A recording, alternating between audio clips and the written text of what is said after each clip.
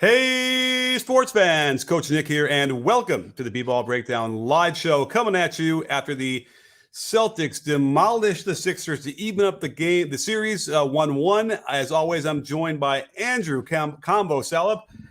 Andrew is great. Combo. It's great to see you here. My brain has been fried. I worked for 9 or 10 straight hours on the video today, and I don't even know what happened after that. What was the video on?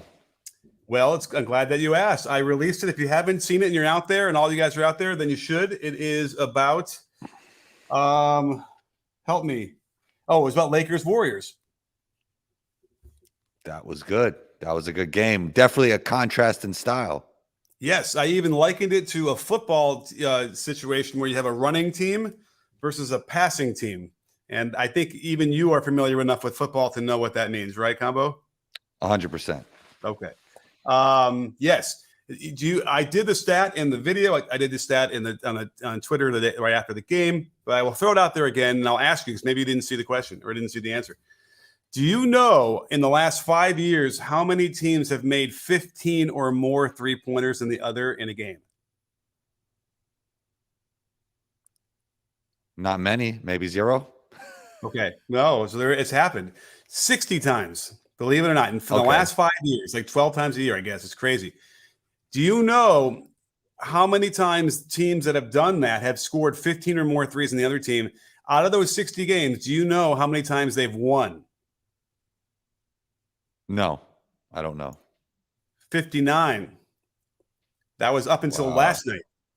Now there have been 61 games, and 2 teams have now lost. The Warriors adding to that list, being one of the 2 teams ever to lose after scoring 15 or more threes than the other team.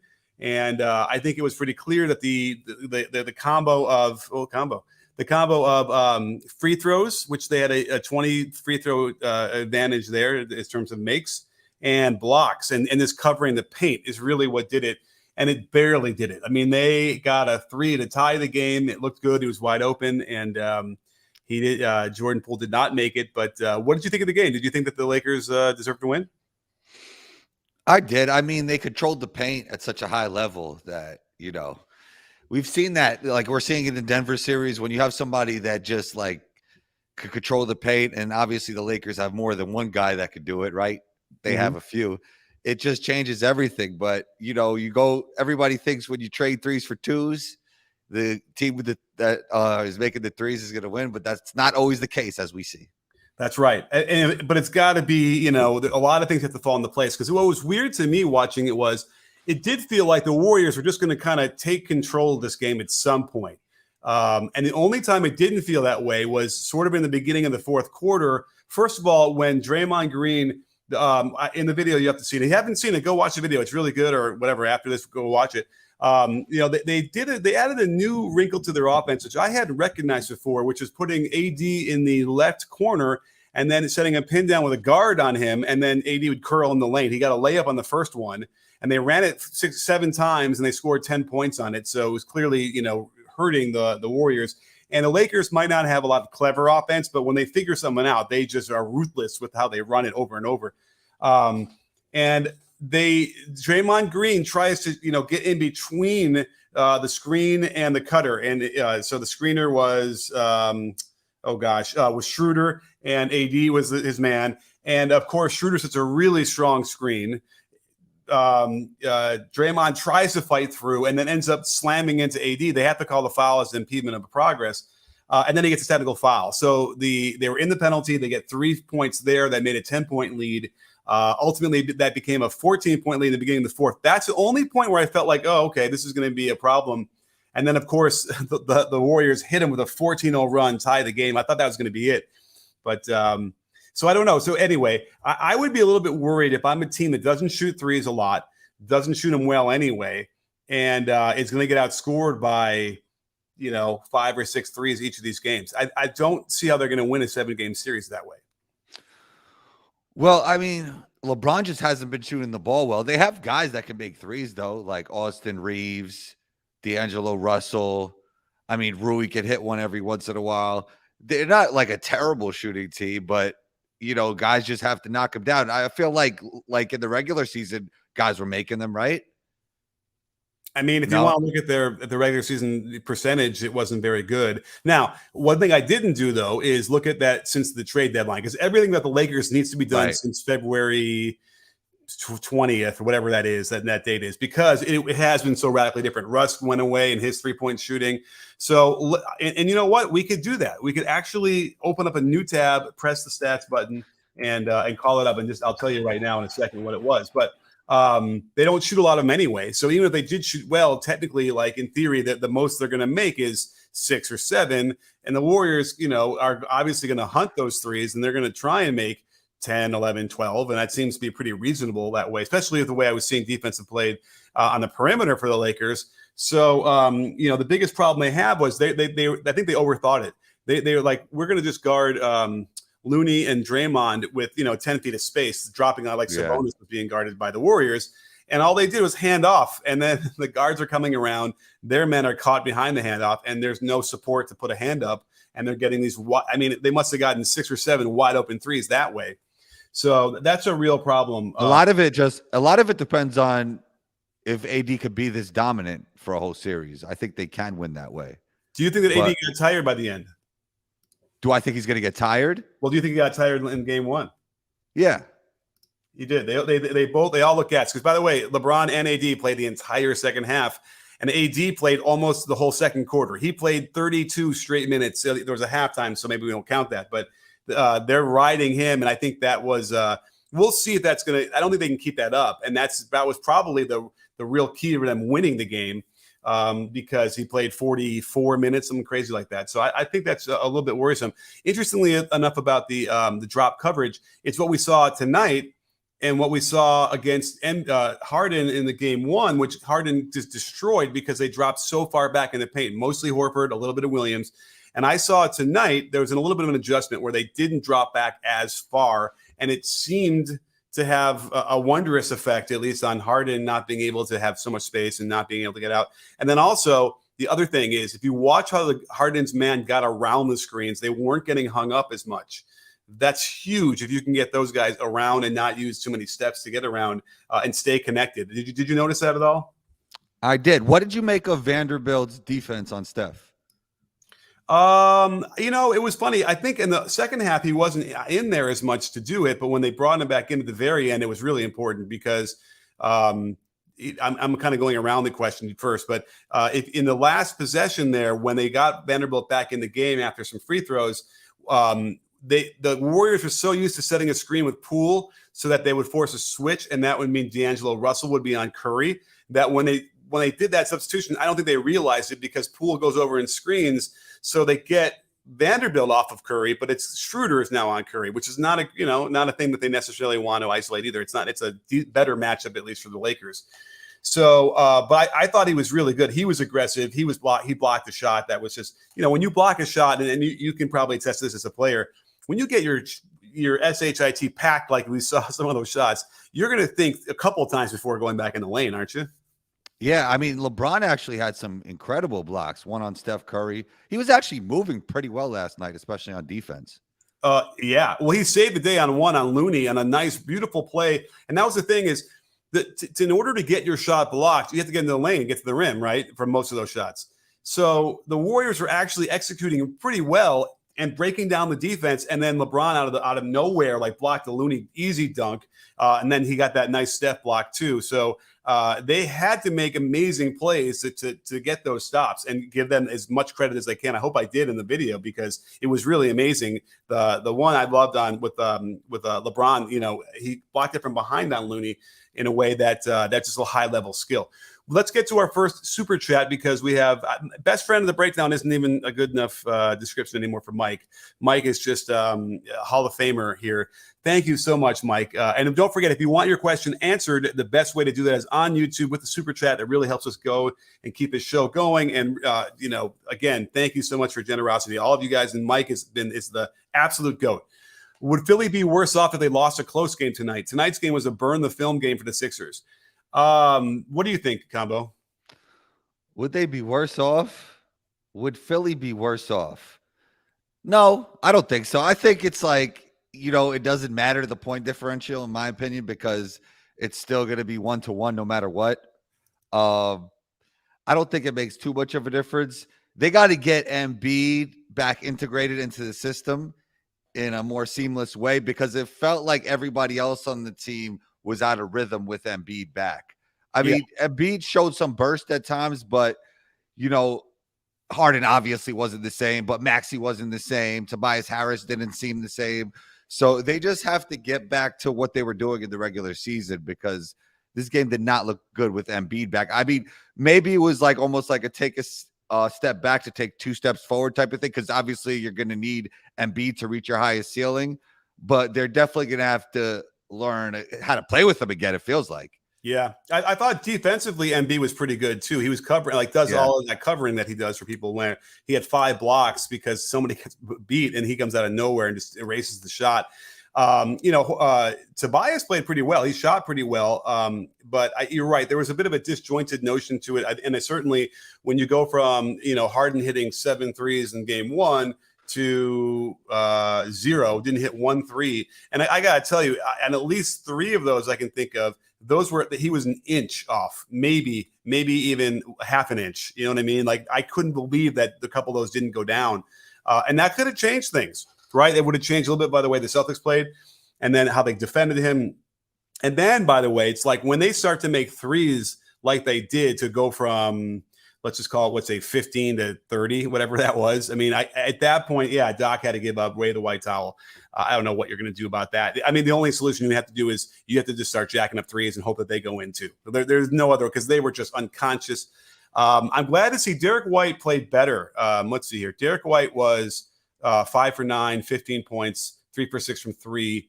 And I'm glad to see that because I had predicted this in the beginning or when they got Brogdon, that at some point the Celtics are going to have to deal with the question of whether they want to just put Brogdon in the starting lineup and not have Derek White there. But he came through today. Yeah, I think Brogdon is a better basketball player in my opinion, but Derek White has had a great season. Yeah, but he's not. I mean, Brogdon is so much better. I'm telling you, he's so much better. And I'm like, do they want to just start off with him on the bench? I mean, I know he's being able to kill the second units and stuff like that, but I don't know. When I see Derek White struggle, which I've seen in this postseason, it makes me feel like let him go against the second unit. He'll probably have more success that way, and I think it will work better. So we'll see if they want to do that. If they get into a fight, if they get a 2-1 lead or whatever, they still have a cushion. Great, but if they fall down, more in this, if they're down 2-1 or something like that, I would really consider bringing Brogdon in the starting lineup and just starting off the game at full power. Don't you like? I mean, Brogdon was 6th man of the year. I mean, it is nice having almost like a luxury having a player like him off the bench. And when you start out like Jaylen Brown and Jason Tatum are going to need so many touches, I kind of like Brogdon coming off the bench, even though I totally agree with you that he's a better basketball player than Derek White. Derek White actually shot the ball better this season, and he's been playing a lot better overall than he did last season. Okay. So, yeah. I mean, it does make sense, and we've seen this since the beginning of basketball, where you kind of keep the guy who is just sort of solid in the starting lineup, and he can fill some holes, and then you have the other guy. But we'll see. I mean, it worked out very well. I don't think it's a problem right now, but again, if it becomes a thing where it's like they're down 2-1, down 3-1, I would really have it in my bag. But we have another super chat. Let's get to the next one here. But thank you so much, Mike. Did we freeze? No. You with me? Oh, yeah. Well, we didn't freeze, but my comment section froze. I cannot scroll. Why can I not scroll? Is it my mouse works? Now you're in my boat because I never see the comment section. I never see the comment section. Let me pop it out and see if that will help. But now I can't. That's very strange. But I know another. Well, that's a problem. Here I can use the arrows. That's crazy though. Why won't it work? No, I cannot. I can only use the arrows. But let me see if I can bring the super chat up because here we go. Well, let's try this one. I'm worried I can't restart this, but I really need to be able to hide and put the other thing on. It's really strange. Well, what do you think? Should I hit restart and then come right back and hopefully nothing happens to the show? Wait, this is weird. I can't even change the Are you there? Is it working? Yeah. Okay. I can't even. Something's wrong with Chrome. I cannot move. It's like it's completely frozen. You wanna restart it? Would we lose that? Would we lose that question if we restart it? I don't know. I'm going to hit restart and see what happens, but I don't think it's even a restart thing. Welcome to the technical difficulties, but I don't even know if I'll be able to. Let's try it. Let's try it. We'll see what happens. If not, I'll come right back. Yeah, I can't press a button in Chrome. Okay, well, let's just read it I will read it, and I don't know what to do. But anyway, this is AfroDuck, aka 4PF. Thank you so much. Great content as always, Coach. Do you plan on making a video sometime soon about the Knicks? As a local New Yorker, this is one of the few years we Knicks fans have something to look forward to. And yes, I was really worried about doing it because obviously I want to do the Lakers and Warriors, and they're matched up every night with them. But tomorrow I'm doing the Knicks. I'm not going to break this game down. It was boring. I don't want interested in it, so I'm going to break down the Knicks tomorrow. So be prepared. I have to talk to you about the Knicks, Coach Nick. All right, talk to me. Because I posted about this on IG today. What do they do on offense? Like, I really don't get it. I don't know if you broke it down, but it's like, obviously, Spo is the best coach in basketball, in my opinion. They did a great job, like putting in some zone against them, throwing them a different look. And I know it's not easy, but it's like Julius Randle ISO mode, Jalen Brunson ISO mode. And there's no weak side action. There's no plays being run. It feels like Hartenstein is like the only guy that seems like he's running something, but it's only him. Like he's setting screens. And it just doesn't feel like they have an offense in place when you watch them play. It's just like ISO mode, no weak side action, put up a three, stagnant basketball. So I don't know how much you broke down their video, but let me know what you're seeing, because I don't really see I don't really see an offense at all. I mean, I see a lot of pick and roll, and I see a lot of like the Brunson, darting into the lane and making a drive into a post up. And then he either goes to score, kicks out, right? Like that's their offense. Yeah, there's not a lot of movement. You're right. It's definitely a thing there. I don't know if Tibbs is even trying to even control it. I try to force quit a couple things. I can't even get back to my Chrome now, so I can't even scroll. I cannot believe this. So at this point, I can see only a couple more of these super chats. And anyway, the show must go on. I'm not even sure I'm going to end this show because I can't even click anything. But anyway, but the problem I think I have most of the Knicks, and I just tweeted this out, was the guy, would it kill him to smile? Like the team does an amazing thing and he's just sitting there just brooding and upset. It's like, and then you look at Spoelstra and he's sitting there clapping and he's really, getting them going. It's such a dichotomy, and it seems, it would help the team. Let's get to some of these things before they go away. Braun, another best from the breakdown, saw someone say that Brogdon's shooting form looks like he's shooting a medicine ball while playing through a torn rotator cuff. Thoughts on his shot? And then Mike again is back with another super chat. It appears as though Brogdon is being utilized to bring stability and consistent scoring to the second unit. White can't match Brogdon that way. He can't, but I do think that White would be, a little bit better against some of those the second units, and he would give you a little bit of a punch and would make some good moves. Let's talk quickly before it goes away before I forget the Brogdon shot. You've seen him shoot. He has what we call a lot of airspace, and what that means is that as you're shooting, you have a lot of space between the ball and your body, right? And he likes to keep it sort of farther away. If you screw around with that a little bit, you probably would realize, I can kind of shoot pretty well. It kind of eliminates a lot of motion. It's not rhythmic, though, and I would never want to teach anyone to do that. I'm not really sure how he came up with it, but, it's not a bad description how the guy had it in the comment. but that's what he's doing. He's eliminating as much, movement as possible so that he can just sort of get it to that point exactly where it needs to be and just let it launch with mostly wrist. It's pretty impressive that he can shoot from that far away. Oh, now I can't even hear you. Great. Can you hear me? Wow. My whole system is completely shutting down. Stay there. I'm going to come back. I'm going to have to try and force restart. I've never seen anything like this before, but you talk. I think it'll still work. So you run the show for a minute. I'm going to have to press this button for a minute and force quit the whole thing.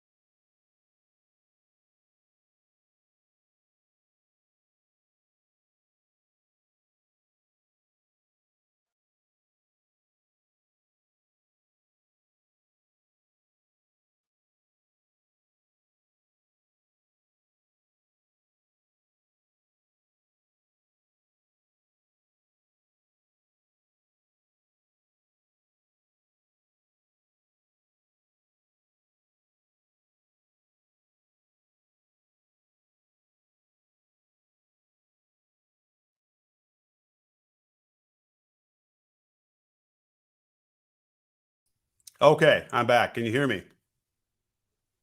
Wait, but now I don't hear you. Is it your mic now? Can we anybody hear Combo? Hello, can anybody hear me? At least I can click. I don't hear you at all, Combo. But somebody in the comments, Combo audio never worked. Oh, so it was Combo's problem. Great. Well, it looks like you're muted, Combo, on your end. Oh, wait, did I mute you? Unmute. Oh, that's weird. I can't unmute your guest. Their mic isn't connected. Okay. All right. I'm back. Combo will figure it out. No, we still don't hear you, but let me get to some of the super chats because those are important. Although I think maybe we got them all. Let's see here. I got Mike's. I got Brewer and Bronze. Okay. And let's put them on the screen at least so people can see them. So anyway, thank you, Afrodog. I really appreciate it. Very, very generous super chat. It was really great. Thank you for, hopefully you're still out there with all this stuff. But Combo, I don't know. Your mic is not plugged in. Oh, wait. It doesn't say you're muted anymore. So I don't know. Well, anyway, I guess I will continue this until he figures it out. Here was the other comment from Braun, which is hilarious. The medicine ball while playing through a torn rotator cuff. Now, the rotator cuff torn thing is because, he has the ball out here, like as if he's, Markelle Fultz and can't get it closer. But anyway, that's a pretty good thing. But again, I'm really surprised when I see guys like Kevin Martin did it, and he can shoot that way. But hey, he's figured it out. Let's see here. And then we already have Mike. We did talk to Mike for the answer that way. So I hear you. But I still, for some reason, feel like if they need it, they should go to it. Maybe either restart or refresh your tab, Combo, or close it out and come back in. Oh, there we go. Okay. So what else can we talk about? We talked a little bit about the Lakers and the Warriors. We talked a little bit about tonight's game. And so watch for that. Obviously, when you're guarding the pick and roll, the more you get hung up on the screen, if you're guarding the ball handler, the harder it is to guard that. And I feel like too often these days, guys just give up. They just die on those pick and rolls. So that's a real problem that you should be focusing on. And by the way, I had a video out there where I explained the best footwork that I copied from CP3 does it, Paul George does it. There's a very specific slalom step that I use that gets you around that screen quickly and explosively. So, and if you can do that, then it makes the drop coverage that much better. So anyway, I don't know where Combo is, but what are the other things we have to talk about here from, let's see here. Well, let me get the playoff bracket in front of me just so I can see it. Okay, so Miami, New York. So I'm going to do the video on the Knicks tomorrow, or the Knicks Heat, and sort of focus on that a little bit more. Although I did did I do the first game? I think I did, didn't I? I'm going crazy now. This is my brain. You don't understand. I've sat at my in this chair for like 10 straight hours today, and I don't even know what's happening right now. I haven't eaten. What did I do? I did not do. No, I did the Jimmy Butler video. So at any rate, I'm going to get to it. I've been watching the games, but not like really focused and taking notes. So I'm looking forward to getting through that and seeing what we see. The biggest issue, though, definitely would be, I think, is the way Tibbs' whole demeanor, I think, is just kind of also creates that cloud. Combo, can you hear us? Yes, sir. Can you hear me? Now you're back. I don't know what it was, but what was it? Refresh? Guess so. Wow, the Gremlins are in the air tonight. Look out! Don't use any. But now I know. But now I know how to look at comments. So everything we just went through made us better. How about that? Yeah. By the way, I meant to ask you that, but I didn't understand how you wouldn't have seen the comments. They're always there. I'm always on private chat instead of the. Oh, okay. Well, there you go. There we go. Okay. All right. Well, let's see. We're let's go for another few more minutes before I completely get really starving here. If anybody has any good questions, don't forget the super chat's the way to go. Maybe we'll grab a random one out of there from. Someone DoorDash me like just some food. I don't want iced coffee. I want food. I'm not even sure what food, but something good. What did you have for dinner tonight, Combo? Oh, I had shrimp tortillas. Oh, that sounds really good. Yeah. Oh, like homemade? Did you have it? You made it yourself? No, I do the Cook Unity thing. What's the Cook Unity thing really quickly? It's they deliver meals to you. Oh, okay. Cook Unity, I guess it's like a delivery service. Yeah, that's like, made. You just put it in the microwave or you put it in the oven. You get like four 5 for every dinner, like 5 meals. All right. Well, we don't want to give too much hype because they're not a paid sponsor, so can't. Okay. But we got another super chat. Awesome. Here we come in. Rudy Munt. Thank you so much, Rudy, with an I. Do you think that Missoula should play Peyton more often? When I saw him get in there, I reminded myself of how well he had played when they made it to the finals. And what happens to that? A new coach comes in, he takes a look at him and says, "You're not for me." I don't know. What do you think? Yeah, I think Peyton should play more often because I think he gives something to the Celtics that they don't have in terms of scoring punch, but they do have Brogdon, obviously, but just one more guy that could come in and break the game wide open, shoot the three, get it down in hill and transition. I wish we could see more of the Oregon version of him because he was dynamic there. The way he played in transition, deceptively fast, 3-level score. I wish we could see more of that, but the NBA is a different ball game. Yeah, and it's a different ballgame in the sense that he was on that progression to getting there, and then just overnight, poof, he doesn't have it anymore. It's strange. I guess I would advocate for him to get to another team to really be able to get some chance because do you think they feel like he'll be targeted in pick and roll? Sure, but everyone's targeted, and they could switch him out if they needed to. And Hauser is out there. I guess Hauser maybe a little bit bigger. They like him, but I don't know. I would think that Pritchard is better offensively than Hauser, but I don't know. I mean, listen, Missoula looks amazing tonight when they start lacing the nets with the 3-ball like that. I mean, it was insane. But they were already up and kind of controlling the game before that. You know who looked awful though was Tatum. Yeah, what do you have? 7 points tonight? Yeah, I mean, he was getting stripped. He was missing shots. He just looked bad. I don't know. Maybe he didn't get sleep last night. Something was so off with him. And we talk about that a little bit with his eyes down. He doesn't always keep his eyes up. So he's driving and he doesn't see defenders and they strip him and he misses the shots because he doesn't get the eye in the rim early enough. So, I've always liked Jaylen Brown's game a little bit better anyway, but we've been saying that for years. We've been saying that for years. Jason Tatum's game looks like it was born in a skill development lab. Yeah. Yeah. I mean, listen, you can't criticize a guy that can average about 30 points a game, right? I'm not criticizing that. Bradley Beal's like that too. Those are the type of guys you could tell focus on skill development heavily. Wow. You must not be naming names, players' names randomly there. No, it has, and I know where you're going. It's not because of who their trainer is; it's because of the way they play. Okay, but they have the same trainer, who happens to be the friend of the breakdown. But I hear you. No, he's been on my show too. I think he's great. Yeah, I hear you loud and clear. But it's interesting. It is interesting.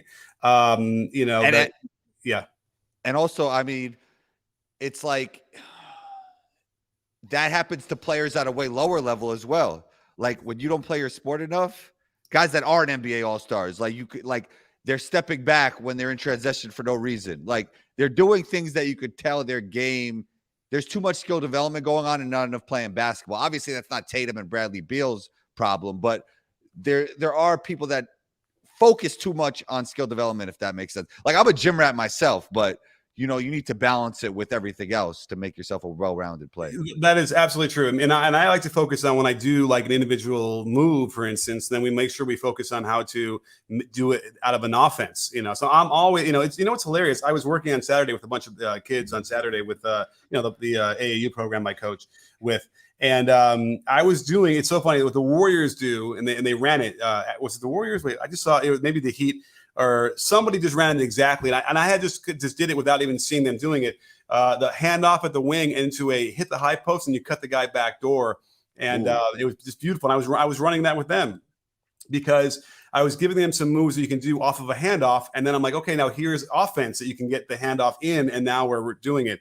And I'm also going to, by the way, I'm going to drill on Saturday. I want to do more of the get action where you throw the ball and you follow it back to the high side for a handoff.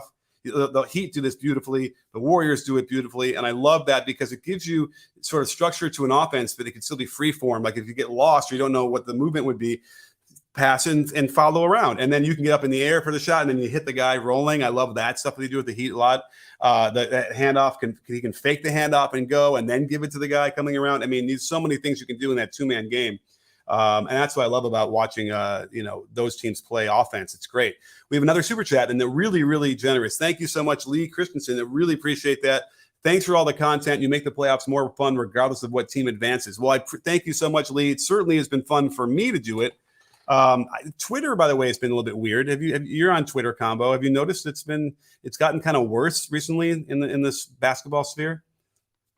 I mean, it's changing, definitely. Like, it's weird with what's going on with the checks. Like, they're getting rid of all the legacy checks, and now you have to pay for your check. I don't know, man. Yeah, but even I'm just saying, like, there's a. Well, tell me more about what's going on in the basketball. I mean, I'm in it, but I don't see a big difference. There's always interesting opinions and stuff. I don't know. There's a different vibe, and it's angrier a little bit, and also less not like I've had to use the "you must be new here" meme a lot because like out of the woodwork, these like 1 or 2 follower accounts are just screaming at, into the ether. It's very strange. Maybe it's AI. Maybe they're not real people. Like I don't know. Maybe it's weird. And at any rate, but the comments on YouTube are always great, so that's nice. At any rate, I don't know. I think we're going to be good here. Want to do anything else we got to talk about before we wrap up? No. I mean, Chris just showed up, but you know what? I don't know. Should we quickly try and get Chris in here to talk for 5 minutes? Sure. All right. He could talk. He could talk to us about Twitter. How it's getting annoying. Yeah, right. Hey, well, and hey, congratulations! I'm so excited you finally get to see the. I didn't, and nobody brought Elon into this. Shouts to Elon, man. Very smart guy. Oh, he's not. He's not. Just because you're rich doesn't mean you're smart. I never said that. I never thought that. He's been able to, I'm telling you, he's not a smart person, and he's also a horrible. He's just a terrible person. You didn't know that? No, As a person, he's a terrible person. I don't know him as a person. I'm sorry. Sorry, Elon. I'm going to let you on fire. You have terrible takes. You have terrible positions on things politically. It's horrible. He's horrible. It is hate. I'm sorry. He bought Tesla. It's not like he invented Tesla. He also took over SpaceX. It wasn't like he. I didn't. But the only thing about all of this is that you accusing me that I think rich people are smart people. It's a parallel, comment to like you saying that he's smart. He's not smart. Trust me. I've listened to him. I've focused on it. I've heard the smart people in the room who are with him talk about him, and it's not there. He is a privileged person who has been told he's the smartest guy in the room the whole time, and he's never figured that out, like what the reality is. But hey, look what he named his kid. I mean, listen, I'd name my kid Moses. I will not judge anybody for naming them. It's what is the name? He's got a bunch of kids with different names that are not mainstream. But anyway. Oh, well, let's see. If Chris is going to get in here, I'll give Chris a couple minutes to get in here. I emailed you. And then let's see here. Martin Jose. Martin, thank you so much. Another best friend of the breakdown here. Do you think that Jamal Murray and MPJ will make the All-Star team next season? Playoff Murray is another different level, and Denver got to run more plays for MPJ. So we didn't talk about Denver at all. I'm not in the early adopter because obviously they're the first seed in the West. It's not a big deal to say that they're going to win the title, but I said it, and I think that they've been just terrific, and I don't see anybody beating them. Yeah, I mean, we talked about Denver a lot. They have the best offense in the playoffs. And I knew this was going to be tough for Phoenix because chemistry was going to be difficult when you add a guy in that late. And it's pretty much going how we said it would. We talked about this, I think, like 2 live shows ago. Yeah, for sure. Chris, what's happening, my man? Chris, why is Twitter annoying, though? Because I saw your comments. Yeah. Twitter or is basketball, to a place. Basketball Twitter or Twitter in general? Well, basketball Twitter. I think it's a lot of agenda based. So people will just kind of say things and do things based off a certain agenda they're trying to push, either whether it's a player, a team, that kind of thing. And it gets kind of pretentious, and there's a lot of animosity over something that they may not even really like believe in or really care about. It's just, it's annoying. It's just like there's also like when I'm trying to explain like rules that are the sort of, I'm trying to explain stuff to people, and there's just like they don't want to listen. They don't want to read. The comprehension's not there, or they can't admit that they didn't know it, and so they won't accept it. And I'm very patient because I'm there to help people. And that's happening so much more than it ever did before, and I don't understand what's going on. But anyway, to finish up the Martin Jose question about Jamal Murray, I would think so. I mean, MPJ, we talked about this. He plays like KD, right? As a third wheel, doesn't get any plays run for him, and when they swing it to him, all of a sudden he's able to score from anywhere.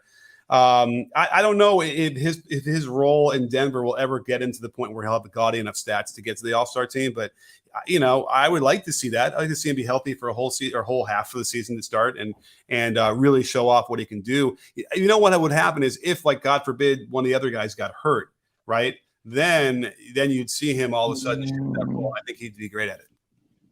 It's crazy because he didn't even play 30 minutes a game this year. Like, I feel like on a team, if he plays 36, 37, 38 minutes, he could average 25, 26, 27 points a game in this league. And especially on a team maybe that doesn't have players like, I mean, obviously Jokic makes everybody around them better and Jamal Murray is great himself, but maybe MPJ could be featured more on a different team. But look, when you're on a championship level team, you're going to have to sacrifice for most players, and that's just the way it is. Yeah, and I think they're going to go all the way. Well, MPJ didn't play didn't they kind of manage his minutes this year because due to injury and stuff like that? So that's why he didn't average 30. Right? Yeah, they're panicked about his back. I don't blame them. But let's see here. We had another super chat. Let's get to that one. Ahmed Bashir, thank you so much. Has anyone ever won MVP and then lost by 30 plus?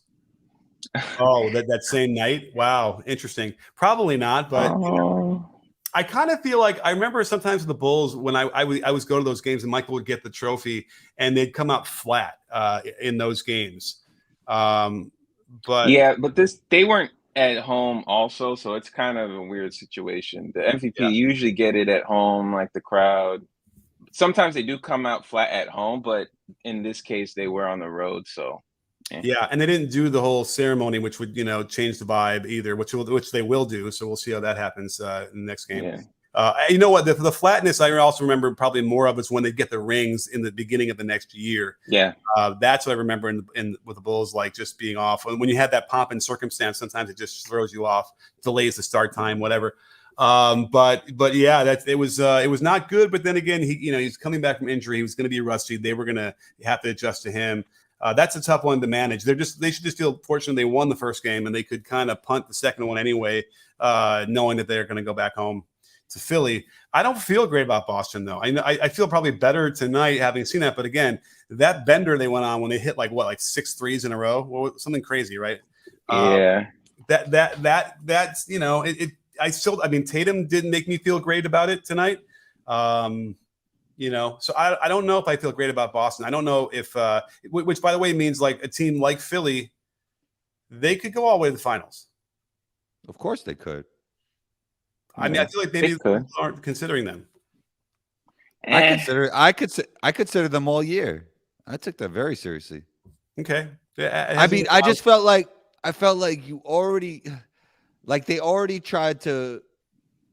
They tried to make like a little Rockets 2.0 with like bringing in Daniel House and PJ Tucker. Obviously, those guys aren't contributing as maybe people thought they would. Like PJ Tucker doesn't shoot the ball anymore. I don't know why, which is kind of weird. But and then you add, what'd you say? I think we all know why. He made a layup to God today under the basket on a cut. He didn't even look at the rim. He just like turned around. I was like, oh, but no way in the beginning of the season, when I didn't know how bad PJ Tucker was going to be offensively, he still brings value on the defensive side and obviously as a leader. And then Daniel House doesn't even play a lot of times. I kind of felt like they were like trying to revolve the team around around Harden like they did with the Rockets, but then have an MVP level player on top of that. So I kind of liked what they were doing, but it didn't really go like that. And then you have Tobias Harris as your fourth player, which is pretty good. I mean, not a lot of teams have that luxury. So I always considered them from the beginning. Yeah. And by the way, whatever I was impressed with in game one, I'm diminishing what the Celtics did tonight because of the shooting, whatever. It's the same thing that the Sixers did in game one. Melton went off he had 5 or 6 threes that a couple were unconscious, and then so did Harden. So, that's why at some point the other day I was thinking about this and about the East, and I was like, gosh, yeah, the Sixers have, could end up just getting there because no one else really feels like they're legit to me. Miami doesn't feel legit. The Knicks definitely don't feel legit to me. And there's something about the Celtics that are bothering me, but maybe game 3 will change that. And there's another super chat from Ahmed. Let's see here. Ahmed says, fair point if – oh my goodness! If Joel, Joel still comes out flat at home after the ceremony, can we say he isn't the MVP? Well, I guess we can't say that because he is. He won it. Did you guys pick him to be your MVP? No, this year. No, it's Joker. Yeah, I had Jokic. Yeah, I mean, yeah. I feel like Doug Gottlieb said today. What he said. Well, he liked Brunson, but that was a while ago, right? No, what? Today someone said it's not even worth going into. But he wanted to point about to Perkins' thing that he said about Jokic as why he didn't win it. But we all know that Jokic wasn't going to win it from like day one of the season. They've been talking about that since the season started.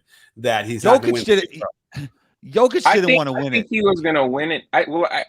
He didn't want to win it, but I think he would have won it if he would have played. Because didn't he like sit out or like he took back his minutes for the last month of the season, right? Once Perkins said that, he was opposite stat padding. Like he was trying not to put up stats. Right. Yeah. Once they locked the first seed, like they just stopped playing him. But there were some games he played. It looked like he was trying not to get stats. When he played when the Denver played Philly, who sat? Was it Embiid or Joel? Joel. So Embiid played the first game and he dominated him. Like I think it was December or something. And then everyone was expecting it was a TNT game on Tuesday. Everyone was expecting him to play, and then nope, didn't play. Well, either way, listen. Everyone deserves it, and we Combo. You remember I've been saying this for years now that every year you're going to have 3 people who deserve to be MVP and are going to be robbed, basically. And then none of them are from America anymore. That's the other. You're saying because there's so many great players in the league. Yeah, you're gonna have, especially the way this is going with the stats and the pace and the heliocentric offenses. Yes, there's going to be 3 guys every year that are going to put up such amazing stats and be so good that 2 of them are going to be robbed at least. Here's what separates Jokic from me, like the effect he has on his basketball team by making everybody around him better. Like it's that simple for me, and I think that's what separates him from the other guys. It separates him from Giannis. It separates. Ooh, I slunk that in there. It separates from Giannis. It separates him from Embiid. You don't think Embiid makes his teammates better? Like Jokic? Well, not like Jokic, but he makes his teammates better, right? I mean, yeah. I think he doesn't make them worse, but he doesn't have that effect of sharing where everybody else is sharing as well. That like Magic Johnson effect. Like that Larry Bird effect. That Larry Bird effect. What? I think it's just his passing. I think it just looks different. I think if you're like a top 8 guy, you make your team better. Your players around you better, but you don't make everybody around you better like Larry Bird, like Magic Johnson, like Jason Kidd. Like he has that type of effect. Plus, he's one of the best scorers in the league as well. As we're seeing in the playoffs. List. LeBron should definitely be on that list. You're right. Kind of. But there's a specific player that needs to play alongside LeBron until recently, when it was interesting. Devin in the lab had an interesting thread I was reading on Twitter yesterday about it, where LeBron is more willing to give the ball up and let people do it, and he'll play on the weak side. He'll screen. But that's a little bit. That I read that thread. it's funny because, I mean, if LeBron was 100% healthy, and he wouldn't be doing that. I don't know. I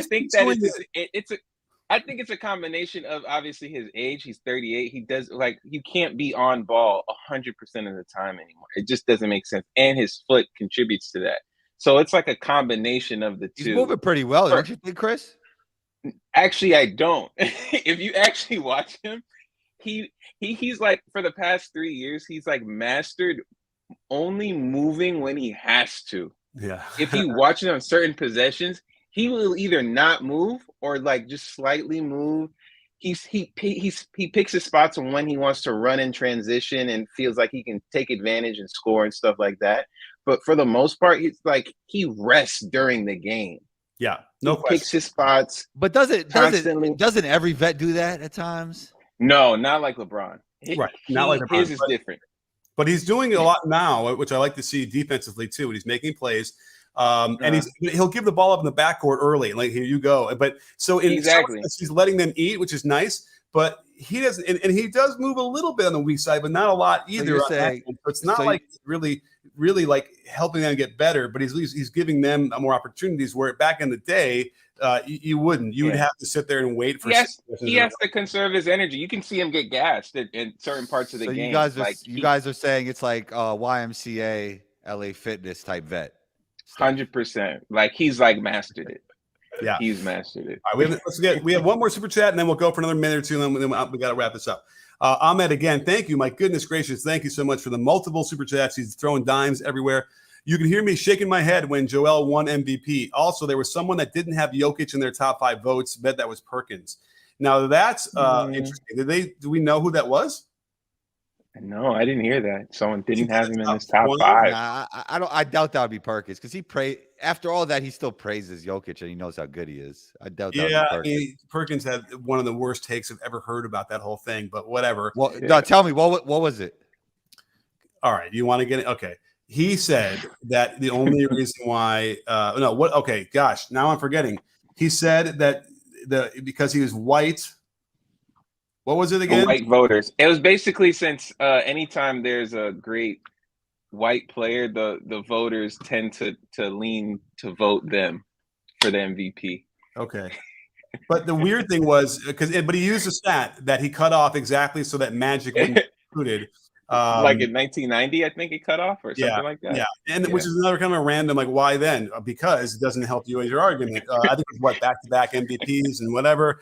So, it was really, really frustrating because, it harkens back to Isaiah Thomas back in the day had a similar thing about Larry Bird, and it gets to be frustrating because freaking Jokic is great. Like, it doesn't matter who he looks, what he looks like. He's amazing. In a way that we have not seen anybody score that many points and shoot that high percentage. And then you're throwing on dimes. I mean, that's what's amazing about him. And I love the fact that he knows how to plug and play whatever he needs to do. If they need him to score game 2, I'm going to score and score a lot. If they don't need him to score, I'm going to facilitate depending how the game goes. That's basketball, man. We have another super chat. All right, this is amazing. I don't want to tell people to stop, but the show's got to. At some point, the show needs to end. But anyway, let's do another one. James Connor, thank you so much, James. Wow, very generous of you guys. Really appreciate this. I've been telling you guys for a while that Joel is historically good center, and the numbers back it up. Have any of you changed your mind about him now that he is MVP? I was Sean Jones before. Oh, okay. Hey, Sean. Hey, James. Joel's numbers are historically great, right? They've always been good. Well, I don't get it. It was his numbers that people kept him out of the conversation for MVP is what he's trying to say. I don't know. I guess let's see. I've been telling you guys for a while that Joel is historically a good center, and the numbers back it up. And have we changed our mind? I don't think we changed. I think we always felt like he was going to be in the running, right, for MVP. Now, yeah, and he's been that way, right? He's been in the top 3 for several years, hasn't he? Or only because for the past 3 years, I think. Yeah, and that is the knock on him, right? He can't get to past 60 games in a season or something like that, and that is a thing. But he ended up playing how many games? There's a minimum now, right? They just changed it, right, with the new collective bargaining agreement. I think it's 65 or I think it may be 65 if I remember correctly. Yeah. Okay, well, that he barely got there. He got 66 games. Maybe that's what influenced that number, right? And that feels about right. 66. That means he missed 76, 16 games. No, is that right? Yeah, 16 games. Yeah, you can't miss too much more than that. That's almost a quarter of the season when you get close to that, and that doesn't really work for me. But listen, defensively, he's terrific. I think he's always been probably maybe been underrated on that level. I mean, everyone rates him pretty high in that. We haven't really have we seen a really good post up footwork craziness that I've seen in the years past. I can't think of a good highlight of him on that this year. Have we? Am I blanking? He has his moments. He's better in around the free throw line area. You know what? Maybe that's why we're not seeing as much. I swear they'd get him on the lower post more, in the low block, and then we'd see the Hakeem stuff. And I feel like I haven't seen the Hakeem move from him in a while, which is weird. I think it's because he leaned into drawing more fouls instead of just doing the moves and stuff like that. Yeah. He has a Especially nice, when he gets that close. he has a nice hezzy pull from like the free throw line. Like, Yeah. Absolutely. It's so beautiful. Well, His ability to have such a one motion shot for someone who's so big. That's Right. why yeah, he's to like be that arguably smooth and that athletic at that size is incredible. Yes. Yeah, Well, that's because he was watching my videos at home. probably, that's true. Or he was watching some old white guy, and it's got to be me. Let's see here. The other thing though is they realized as well that he's not a great passer out of the post on like double teams. Really, Yeah, absolutely, 100%. And so, but Coach Nick, that was my point the whole time. That's what I meant by making your teammates better, not making the team better. Sorry, that's what. Yeah. All right. So they're okay. Let's knock a notch off of Embiid's mountain. But so what they decided to do was, instead of putting him on a low block where you can double him a little easier, they put him at the elbow and the high post in the free throw line area. That is an area you really can't double easily at all. So that's got to be why they did that, I'd imagine. And it's made him a much better player. Like he can just dominate from there. And you know what's funny? We don't normally see like the big center make his living at the free throw line post ups, basically, right? ISO free throw line stuff. That's interesting. We saw like who was it? Paul Pierce did that, right? But it's rare that you see like the hulking center guy. So it's interesting how they did that, but it makes a lot of sense and it's pretty smart. And as a result, here we are, MVP. And they have as legit of a shot as anybody to get to the finals if they could stay healthy and figure it out. But thank you so much, James. All right, they keep coming in. Ahmed, oh my goodness gracious, thank you, Ahmed. I've been telling you guys for a while that Nikola Jokic is historically good center, and the numbers back it up. If anything changes your mind about him, now anyway. Not Sean Jones before. Okay, listen, thank you so much. That's a great joke. Even if you're willing to do that as a super chat. Wow. Yes, I think that, listen, again, like we said, there's 3 or 4 guys. Luka is probably into that conversation pretty soon too, where they're all going to merit MVP. And again, none of them are born in America, which is amazing to me. Anthony Edwards is coming, though. Anthony Edwards is coming. Anthony Edwards, I've been saying that. I guess Tatum is not in that. He's a little too one-dimensional, I suppose. I'm not. I mean, I'm not the biggest Tatum guy, but I guess you could put him in there. Yeah. But who's the best American MVP candidate that we have? I mean, Zion when he gets healthy. Wow. No, I think it's gonna be Edwards pretty soon. That's it, huh? There's no one else.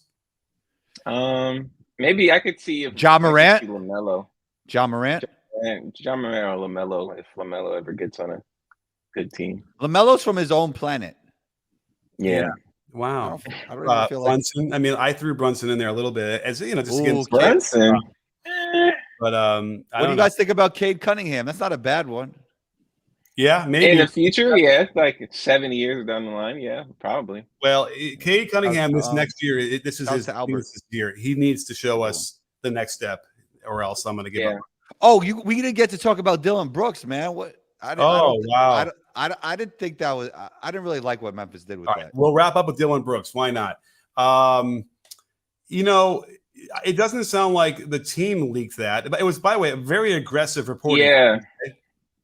I heard. I was listening to a podcast. They said that it seemed like his agent may have leaked that to kind of make Memphis look bad, kind of thing. Yeah, which is interesting.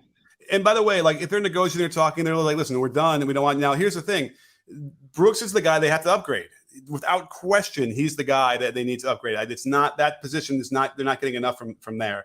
And it happens to be him. Happens to be the guy that was making a lot of noise and maybe like overcompensating for the lack of what he can bring them by trying to be this other person too. And that's a problem. So I don't even know if they were like tired of the antics or whatever. I think they just were like, well, no, we're going to upgrade this position and it's not going to be you. And that's, but the reporting to me sounds like it was maybe his best buddy heard that and just told somebody and then they passed along. It didn't seem to rise terribly high in the controversial stuff, but just the way Shams reported it was like, yeah, it just sounded kind of like someone had an agenda to get out there and, it is what it is. But listen, I hope anybody, I told you this before, anybody that can make Coach K look like an idiot after a game when his team beat him in the tournament, I remember that. Yeah. Coach Kelly kind of grabbed him and like gave him a stern talking to after they beat him, and was just like, "Come on, man." So I'm with you. I'm with Dillon Brooks for that, but I also know that Memphis, if they want to make a next step, they need to upgrade that position. What came out of the organization about them saying like how we approach trash talking? Like that was so weird. Did I miss that? So they're saying like yeah, there was a report. You heard that, right, Chris? No, I didn't hear that part. They're like, oh, we're gonna really change the way we approach trash talking or something. And I'm like, what are they gonna do before the season? Hey guys, like we're not gonna talk trash this year. It's like what? Like it's like what is that? I don't see anything. Well, maybe, but anyway, I mean, yeah, it's an interesting thing. The trash talk is interesting because you gotta, if you're gonna do it, you gotta back it up. And I don't think, when I saw him talking trash to LeBron, like at half court, maybe before one of the games, is that what it was? They were awarding the warm-ups? Well, I think LeBron, it was warm-ups. And I think LeBron just went up and talked to him. Who knows what he said to him, but LeBron initiated it. Like he went to him, and had a conversation. It didn't seem like trash talk. Maybe it was like, it looked a little weird. I don't know. Right. Well, it was a lecture probably like, son, you can't, this is not your position, and LeBron is right. Like, you need to have a certain cachet to talk that. I would think, and listen, what does it mean? Who cares if LeBron says it because he's not like our organization? I get that, but I don't know. It's obviously good for the league because it's more eyes and more attention, more people talking about it, and that's what you want. But I think a part of your team, like you kind of need that. You have to have some type of guy who isn't afraid, right? But you add to a certain extent. Yeah, and this is all moot if they had Brandon Clark and if they had Steven Adams, because that's what they needed, I thought, in that series. And if they had them instead of Tillman, I think they would have gotten a lot more. That would have been better. And then, they beat the Lakers to go in the second round. Maybe suddenly Dillon Brooks is not on the, they don't need to upgrade that as much, and they keep him. So a lot of things aligned poorly for him, but they who knows? Somebody wants to know if I'll ever admit I'm a LeBron hater. No, because I'm not a hater. I've done a lot of positive stuff for him. I do enjoy watching him play. I love the fact that he makes the right play. And I also think that as a person, he's an incredible guy, and the way he's lived his life throughout this whole thing has been amazing to me, in a way that, a lot of other, players don't. So I'm not a hater. I am a guy who will, point something out that I see that he has a hole in his game or two, whatever, but whatever. It doesn't mean I'm a hater, right? Well, I'm trying to talk myself out of being a hater, I guess. Anyhow, all right. Well, listen, on that note, we hit the hour mark. Great stuff. Really, really appreciate it. Chris, great to see you as always. Combo, as always, great to have you here too. And but he hates Draymond. I don't hate Draymond at all. Like, no, listen, do I really not like what he does to the referees and how he yells at them whenever? I do not like that at all. I have no idea how he gets away with it. None. But at any rate, but when he plays defense, man, you gotta love he hates every player equally. Equal opportunity hater. And I hit every team equally too. So don't let him fool you. Brandon Lil said that. That's a hilarious comment. All right, cool. Well, thank you guys, everybody. Let's see, for Mike, Rudy. Let's go on Afro Duck, Brian, Lee, Martin, Ahmed ×5, James, and Ahmed again. Thank you guys so much for all the super chats. Thank you for being here, and don't forget, sports fans, at B-Ball Breakdown. We're not a channel; we're a conversation. You in? Are you in, guys? Yes, sir.